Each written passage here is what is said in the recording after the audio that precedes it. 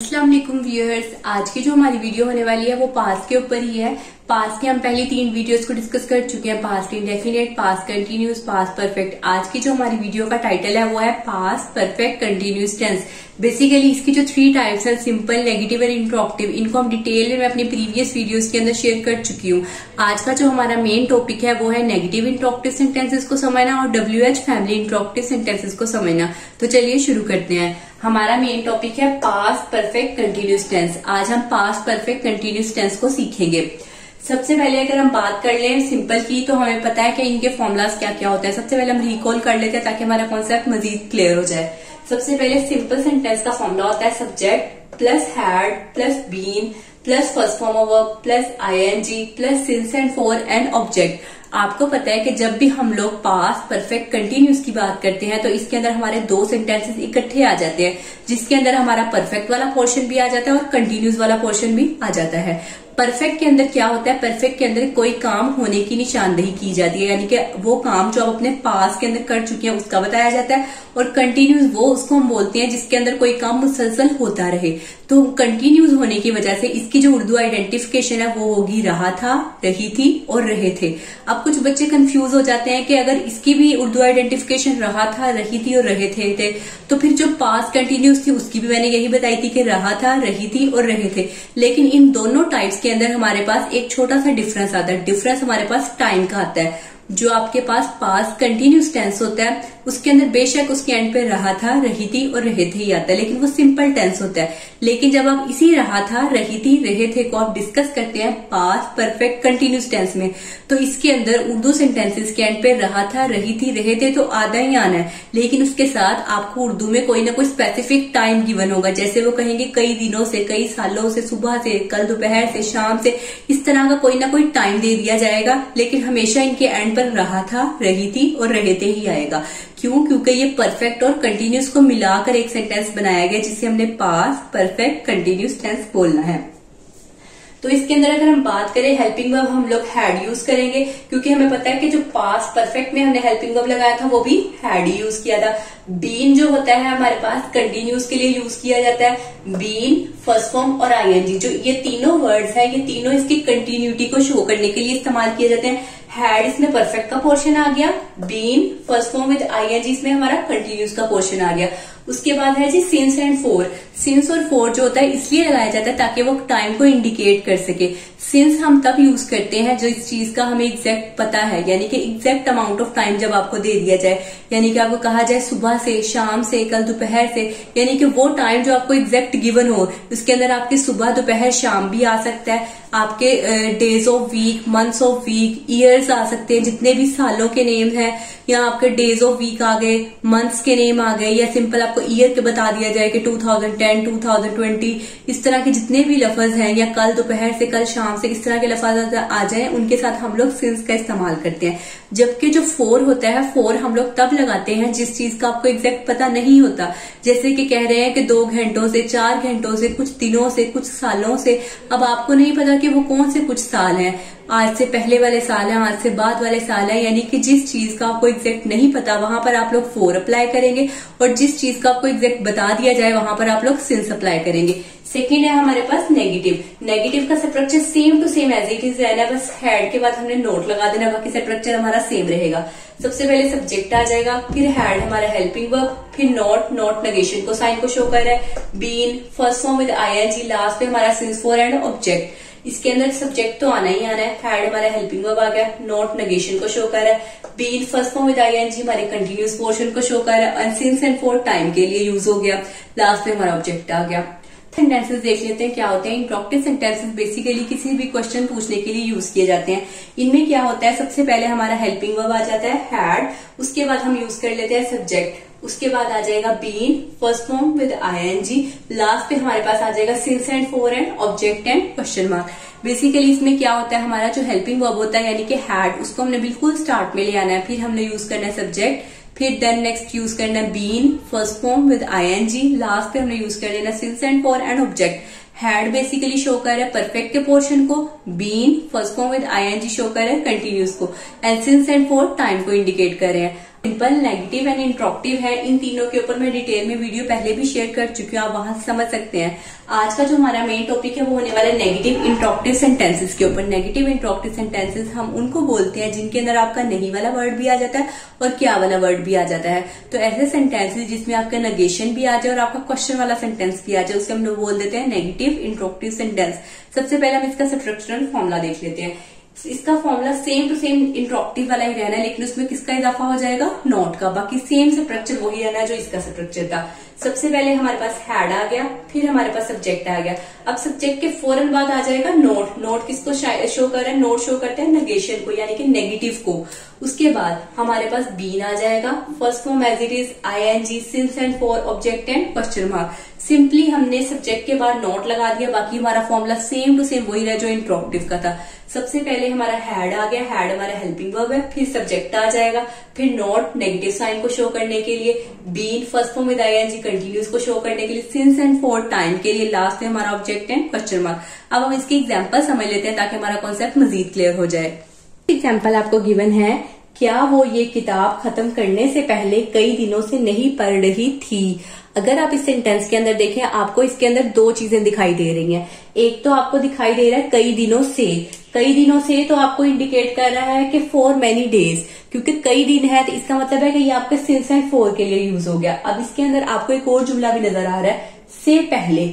मैंने आपको पिछली वाली वीडियो में अंदर बताया था कि ऐसे जुमले जिनके अंदर आपको इस तरह वाले वर्ड्स आ जाए, कोई काम करने से पहले, कोई काम करने के बाद, यानी कि बिफोर एंड आफ्टर वाले वर्ड्स आ जाए, तो इसका मतलब है कि उस सेंटेंस को आपने दो तरीकों से सॉल्व करना है। उसके अंदर फर्स्ट मेथड आपका ये है कि आपने एक पोर्शन उस सेंटेंस को दो हिस्सों में डिवाइड कर लेना है। उस सेंटेंस का जो फर्स्ट पोर्शन होगा उसको आप लोगों ने अपना जो आपको टॉपिक गिवन है उसके मुताबिक सॉल्व करना है, यानी कि इस सेंटेंस का जो हाफ पोर्शन होगा उसके अंदर हम लोग पास्ट परफेक्ट कंटिन्यूस टेंस ही अप्लाई करेंगे, और जो नेक्स्ट हाफ पोर्शन होगा उसके अंदर हम लोग पास्ट इंडेफिनेट। पास्ट इंडेफिनेट से मुराद सिंपल सब्जेक्ट के साथ आप second form of verb apply कर देंगे। ये हमारे कंडीशनल सेंटेंसेस बोलते हैं हम इनको। क्या वो ये किताब खत्म करने से पहले कई दिनों से नहीं पढ़ रही थी। अगर आप इन सेंटेंसेस के देखें तो शुरू में क्या गिवन है, क्या, और यहाँ पर आपको गिवन है नहीं। ये क्या शो कर है, इंट्रोक्टिव है, नहीं शो कर है कि नेगेटिव इंट्रोक्टिव है। ठीक है, इतनी बात समझ आ गई। अब लिखा हुआ है क्या वो ये किताब खत्म करने से पहले कई दिनों से नहीं पढ़ रही थी। अगर आप गौर करें तो यहां से देखें, कई दिनों से लेकर यहां तक जो इतना सेंटेंस है, कई दिनों से नहीं पढ़ रही थी, इस सेंटेंस को एक दफा भूल जाए। सिर्फ यहां से देखें, कई दिनों से नहीं पढ़ रही थी, सिर्फ इतना सेंटेंस, कई दिनों से नहीं पढ़ रही थी, तो ये आपको कंप्लीट सेंस बना रहा है ना कि कई दिनों से नहीं पढ़ रही थी। तो जो इतना सेंटेंस है, मैंने आपको बताया था कि रही थी किसकी उर्दू आइडेंटिफिकेशन है, पास्ट परफेक्ट कंटिन्यूस की। कब वो उर्दू आइडेंटिफिकेशन होगी, जब उसके अंदर एक स्पेसिफिक टाइम आ जाए। तो देखिए उन्होंने स्पेसिफिक टाइम बता दिया ना, कई दिनों से नहीं पढ़ रही थी। तो इतना सेंटेंस हमें किसको शो कर रहा है, पास्ट परफेक्ट कंटिन्यूस। चलते हैं अब पिछले सेंटेंस पे, क्या वो ये किताब खत्म करने से पहले। तो अगर आप इतने सेंटेंस को देखें, क्या वो ये किताब खत्म करने से पहले, ये कोई एग्जैक्ट मीनिंग आपको नहीं दे रहा, लेकिन जो ये वाला सेंटेंस था कई दिनों से नहीं पढ़ रही थी, ये आपको कुछ ना कुछ सेंस दे रहा है, जबकि ये सेंटेंस कोई भी सेंस नहीं दे रहा। तो उस सेंटेंस का वो फिक्रा या वो आधा हिस्सा जो आपको कंप्लीट सेंस दे दे, उसको आपने अपने जो आपको टॉपिक गिवन है उस सेंटेंस के स्ट्रक्चर के मुताबिक राइट करना है। और वो सेंटेंस जो आपको कंप्लीट सेंस ना दे, उसके अंदर आपने सिंपली पास्ट इंडेफिनेट, या आप ये भी कह सकते हैं आपने सेकेंड फॉर्म अप्लाई कर देंगे, सिंपल। अब हम इसको सॉल्व करते हैं। क्या वो ये किताब खत्म करने से पहले कई दिनों से नहीं पढ़ रही थी। अब आपने ये बात याद रखनी है कि जो आपका फॉर्मूला है, फॉर्मूला आपका बेसिकली मेन ये वाला है, कई दिनों से नहीं पढ़ रही थी, क्योंकि हम लोगों ने यही कहा है ना कि ऐसे अल्फाज जिनके एंड पर रही थी वाला वर्ड आ जाए और स्पेसिफिक टाइम आ जाए, वो हमारे पास परफेक्ट कंटिन्यूस टेंस होते हैं। तो पहले हम इसकी इंग्लिश लिखेंगे, बाद में इतने सेंटेंस की इंग्लिश लिखेंगे। ठीक है, अब क्या का मतलब होता है कि हमने हेल्पिंग वर्ब से हैड से ही शुरू करना है, और वो है, और लास्ट पे क्या रही थी, इसका मतलब है जो हमारा सब्जेक्ट है वो शी है। तो सबसे पहले इस सेंटेंस का आगाज हम लोग हैड से ही करेंगे, क्योंकि हमें पता है कि हैड हमारा हेल्पिंग वर्ब होता है। तो हम लोग हैड से स्टार्ट कर लेते हैं। सबसे पहले हम लोग लिख लेंगे हैड। हैड हमारा हेल्पिंग वर्ब आ गया, फिर हम अपना सब्जेक्ट अप्लाई किया। सब्जेक्ट हमारा क्या था, शी। फॉर्मूले के मुताबिक लगा देंगे नॉट, उसके बाद लगा देंगे बीन। अब हमने सबसे पहले इतने हिस्से की इंग्लिश लिखनी है, कई दिनों से नहीं पढ़ रही थी। ठीक है, तो नहीं की इंग्लिश हमने लगा दी नॉट। बीन हमारे पास आ गया कंटिन्यूस का। अब पढ़ने की इंग्लिश क्या होती है, रीड। उसके साथ आईएनजी लगा देंगे, बन जाएगा reading this book for many days, ठीक है। तो हम लोगों ने दिस बुक लगा दिया, हमें पता है कि किताब की ही बात हो रही है, तो इसलिए हम लोगों ने लिख दिया है दिस बुक। फॉर इसलिए अप्लाई किया क्योंकि हम जानते हैं कि जब भी आपको exact amount of time given नहीं होता तो आप हमेशा फॉर लगाते हैं। फॉर का बेसिकली इस्तेमाल हम तब करते हैं जब आपको exact amount of time given नहीं होता। यहाँ पे लिखा हुआ कई दिनों से, तो इसलिए हम लोगों ने यहाँ पे फॉर अप्लाई किया क्योंकि आपको वो नहीं पता कि वो दिन कौन से हैं, आज से पहले के हैं, आज से बाद के, आपको exact amount of time given नहीं है, इसलिए उन्होंने कह दिया कि फॉर मैनी डेज, ठीक है। अगर एग्जैक्ट आपको बता दिया जाता कि कल से, आज से, तो आपने सिंस लगाना था, इसलिए हम लोगों ने यहाँ पे फॉर लगाया। फॉर बेसिकली यूज किया जाता है उस टाइम के लिए जो कि आपको एग्जैक्ट गिवन नहीं होता। उसके बाद अब हम इंग्लिश लिखेंगे इतने हिस्से की जो कि आपको एग्जैक्ट मीनिंग नहीं दे रहा था। वो ये किताब खत्म करने से पहले, तो वो की इंग्लिश तो आप लगा चुके हैं शी, तो आपने लिखते ना ये किताब की भी आपने लगा दी है दिस बुक, तो खत्म करने से पहले, ठीक है। सिर्फ अब आपने इसकी इंग्लिश लगानी है, तो से पहले की इंग्लिश आ गई बिफोर, वो की जगह हमने लगा दिया शी। खत्म करने की इंग्लिश क्या होती है? फिनिश। उसके साथ ईडी लगा देंगे तो बन जाएगा फिनिश। दिस बुक आप पहले यूज कर चुके हैं, इसलिए आपने सिंपली एंड पे क्या लगा दिया? It and question mark. अब यहाँ पर तो इस सेंटेंस की अगर हम बात करें तो इस सेंटेंस के हम लोगों ने दो हिस्से कर लिए। एक हिस्सा हमने कर लिया क्या वो ये किताब खत्म करने से पहले, दूसरा हिस्सा हमने बना लिया कई दिनों से नहीं पढ़ रही थी। अगर आप देखें तो नहीं पढ़ रही थी वाला वर्ड हमारा इस सेंटेंस वाले पोर्शन में था, इसलिए हम लोगों ने जो इतना सेंटेंस था कई दिनों से नहीं पढ़ रही थी, इसको हम लोगों ने किसके मुताबिक लगाना है? अपने सेंटेंस के मुताबिक, यानी कि पास्ट परफेक्ट कंटिन्यूस के मुताबिक। तो हम लोगों ने इसकी इंग्लिश बना ली had she not been reading this book for many days. Had हमारा हेल्पिंग वर्ब, शी हमारा subject, not as it is, been as it is, reading this book for many days, ठीक है। उसके बाद अब हमने इसकी इंग्लिश लगाई, से पहले की इंग्लिश आ गई बिफोर, हम जानते हैं वो की इंग्लिश क्या है? शी। उसके बाद किताब खत्म करने से पहले, खत्म करने की इंग्लिश होती है फिनिश। उसके साथ हमने ईडी लगा दिया एंड लास्ट पे हमने इट लिख दिया क्योंकि दिस बुक हम पहले इस्तेमाल कर चुके थे। ईडी हमने इसलिए लगाया क्योंकि इतने पोर्शन को, जो इतना पोर्शन था आपके पास, इसको हम लोगों ने पास्ट इंडेफिनिट से सॉल्व किया, और जो यहां से लेके यहां तक का पोर्शन था इसे हमने पास्ट परफेक्ट कंटिन्यूस के मुताबिक सॉल्व किया। तो आई होप कि आपको अंडरस्टैंडिंग हो रही होगी। सेकेंड एग्जाम्पल की तरफ चलते हैं। क्या बारिश होने से पहले वो सुबह से क्रिकेट नहीं खेल रहे थे? यहाँ पे भी आपको दो सेंटेंसेस गिवन है, तो यहाँ पे देखिएगा क्या बारिश होने से पहले, मैंने आपको पिछली जो से वीडियो थी हमारी इससे पहले वाली पास्ट परफेक्ट वाली वीडियो, उसके अंदर मैंने आपको ये वाला कॉन्सेप्ट याद करवाया था। ऐसे सेंटेंसेस, ऐसे जुमले जिनके एंड पर या जिनके दरमियान में, शुरू में, कहीं पे भी आपको कोई काम होने से पहले, कोई काम होने के बाद, इस तरह वाले वर्ड यानी कि जिनकी इंग्लिश बिफोर या आफ्टर होती है, उनको हम कंडीशनल सेंटेंस बोल देते हैं। उसके एक हिस्से को हम लोग अपने गिवन सेंटेंस के मुताबिक लगाते हैं और एक हिस्से को हम लोग जो आपका पास्ट इंडेफिनिट सिंपल फॉर्मूला होता है उसके मुताबिक सॉल्व करते हैं, ठीक है। अब हम सबसे पहले इसमें से दो हिस्से बना लेते हैं। क्या बारिश होने से पहले, ठीक है, तो हम लोग इतना सेंटेंस अलग कर लेते हैं। क्या बारिश होने से पहले वो सुबह से क्रिकेट नहीं खेल रहे थे। अब अगर आप इस दूसरे फिक्रे की बात करें, वो सुबह से क्रिकेट नहीं खेल रहे थे, तो ये तो बिल्कुल हमारा एग्जैक्ट फॉर्मूले के मुताबिक चूज हो रहा है ना, जो हमारा फॉर्मूला है, यानी कि पास्ट परफेक्ट कंटिन्यूस टेंस, ये बिल्कुल एग्जैक्ट उसके साथ मैच हो रहा है क्योंकि इसमें हमारा वो यानी सब्जेक्ट भी और पूरा एक सिंपल सेंटेंस दे रहा है, ठीक है। अब क्या बारिश होने से पहले, ये इतना एक इम्प्रॉपर सेंस है, यानी कि ये इतना पोर्शन जो है आपको कंप्लीट सेंस दे रहा है और जो इतना पोर्शन है वो कंप्लीट सेंस नहीं दे रहा। वो फिक्रा, उस जुमले का वो फिक्रा जो आपको कंप्लीट सेंस दे देगा, उसको आपने पास्ट परफेक्ट कंटिन्यूस के मुताबिक सॉल्व करना है, और वो फिक्रा जो आपको कंप्लीट सेंस नहीं दे रहा उसको आपने सिंपली पास्ट इंडेफिनिट के साथ सॉल्व कर देना है। तो सबसे पहले हम लोग इसको सॉल्व कर लेते हैं। वो सुबह से क्रिकेट नहीं खेल रहे थे, लेकिन आपने ये बात माइंड में रखनी है कि ये जो आपका सेंटेंस है ये आपका इंट्रोक्टिव नेगेटिव वाला सेंटेंस है, ठीक है। तो इंट्रोक्टिव के लिए आप देख सकते हैं शुरू में हमें गिवन है क्या और इसमें गिवन है नहीं। तो आपको पता है कि जब हम इंट्रोक्टिव नेगेटिव की बात करते हैं तो सबसे पहले हैड आता है, फिर सब्जेक्ट, फिर not, been, first form ING, since and for and object आता है। तो अब हमारे पास क्योंकि गिवन है क्या से हम लोगों ने जुमला शुरू करना है, तो क्या की इंग्लिश हमारे पास यहाँ पर क्या आ जाएगी? हैड, क्योंकि हम जानते हैं हैड ही हमारा हेल्पिंग वर्ब है।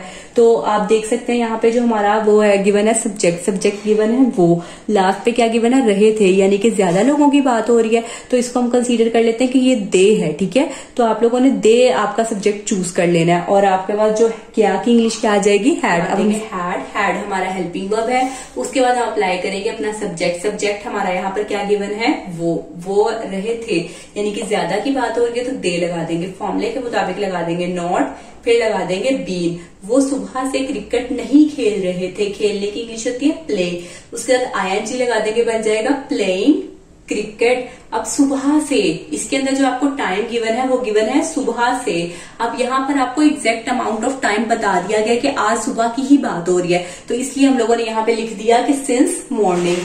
Had they not been playing cricket since morning, ये हमारा एग्जैक्ट फॉर्मूले के मुताबिक आ गया। हैड हेल्पिंग वर्ब, सब्जेक्ट हमारा दे आ गया, नॉट फॉर्मूले का, बीन फॉर्मूले का, playing first form with ING आ गया, क्रिकेट हमारा सब्जेक्ट आ गया। यहाँ पे जो चूज किया वो हम लोगों ने चूज किया सिंस। सिंस हमने इसलिए लगाया क्योंकि हमें एग्जैक्ट अमाउंट ऑफ टाइम दे दिया गया, उन्होंने लिखा था सुबह से, तो इसकी इंग्लिश हमने लिख दी सिंस मॉर्निंग। अब इतना जो सेंटेंस आपने लिखा है had they not been playing cricket since morning, ये जो इतना सेंटेंस आपने स्टार्ट से लेके यहाँ तक लिखा है, ये आपने सारी इसकी इंग्लिश लिख दी है, ठीक है। अब हम लोगों ने इतने फिक्रे की इंग्लिश करनी है। क्या? बारिश होने से पहले की इंग्लिश आ जाएगी बिफोर द रेन स्टार्टेड। आपने सिंपली सेकंड फॉर्म अप्लाई कर देनी है। स्टार्ट शुरू होने की इंग्लिश होती है, उसके बाद ईडी लगा देंगे तो वो सेकंड फॉर्म ऑफ वर्ब बन जाएगा।